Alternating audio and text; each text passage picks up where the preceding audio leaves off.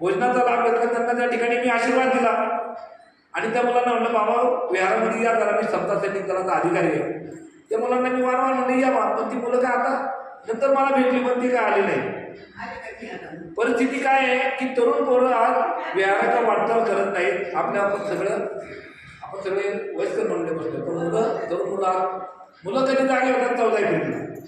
मला ती मुलं काय पाहिजे होती की मी समता सैनिक दलाचं काम करतो, मला ती मुलं समता सैनिक दलामध्ये सभासद होती, ही माझी अपेक्षा. बरोबर. म्हणून मी त्यांचे नंबर पण घेतलेले. मी माझे प्रयत्न करणार आहे. पी.जी. भोसले गुरुजी हे समता सैनिक दल मध्ये सहभागी होते, म्हणजे अनेक पदं घेतली, पण समता सैनिक दलाचे सैनिक होते.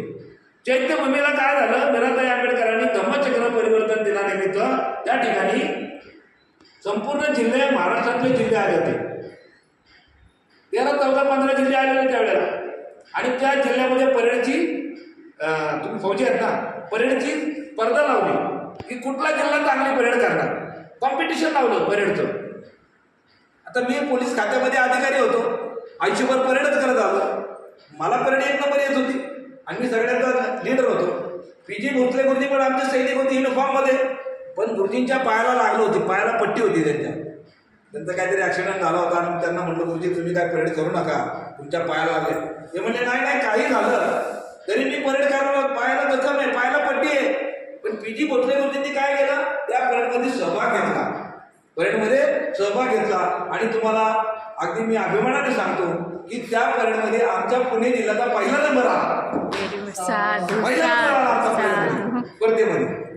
तर हा प्रसंग मी कदापि विसरू शकणार नाही. म्हणजे पी.जी. भोसलेंचं गुरुजींचं जे योगदान आहे हे भारतीय बौद्ध महासभेसाठी खूप मोठे आहे. आणि आपणच आपल्या माणसाचं, आज जरी आपल्यामध्ये गुरुजी नसले तरी आपणच आपल्या माणसाचं महत्त्व सांगितलं पाहिजे. आपल्या घरातली मुलं असतील, आपल्या घरातली पुरुष मंडळी असतील, बघा प्रत्येक यशस्वी पुरुषांच्या मागं त्याची आई असते, त्याची पत्नी असते, त्याची बहिणी असते. म्हणजे प्रत्येक पुरुष जे यश मिळवतात त्याच्या मागे त्यांच्या घरातल्या महिलेचं खूप मोठं योगदान असतं, की त्याची पत्नी असेल, आई असेल. तर आज पी.जी. भोसलेंचं ह्या आमच्या शारदाताईंनी काय संकल्प केला आहे की वडिलांनी भारतीय बौद्धमासाठी खूप मोठं काम केलं, धम्म प्रचार प्रसाराचं काम केलं. पण त्या प्रचार प्रसाराचं काम आमच्या ताईने पुन्हा धम्माचा वारसा त्यांनी उचललेला आहे वडिलांचा. बघा भगवान बुद्धाच्या धम्मामध्ये गुरु शिष्य परंपरा आहे.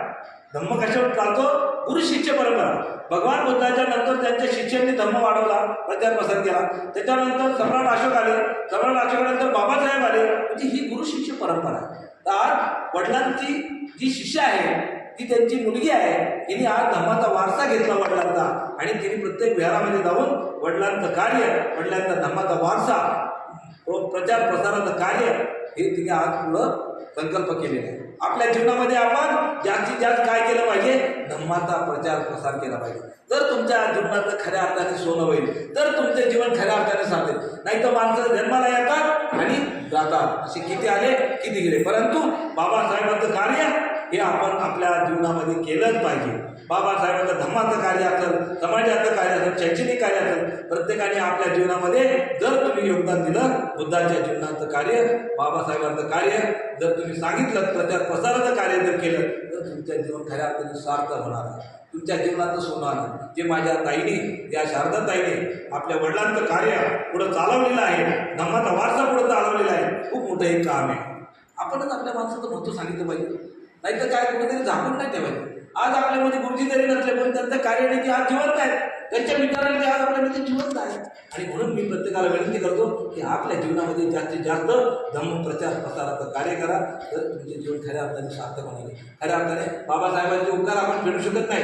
बाबासाहेबांमुळे आज चांगल्या घरात राहतो, चांगल्या सोन्याचे दिवस घास खातो, चांगले वैभव संपले, परंतु बाबासाहेबांचे उपकार आपण फेडू शकत नाही. म्हणून आपल्याला बाबासाहेब आंबेडकरांच्या चळवळीमध्ये योगदान देणं, धम्माचा प्रचार प्रसाराचं कार्य करणं, जे आपल्या ताईने चालवलेले हे आपण करावं. मी माझ्या घाटणीच्या विहारामध्ये त्या गेल्या गुरुवारी आल्या.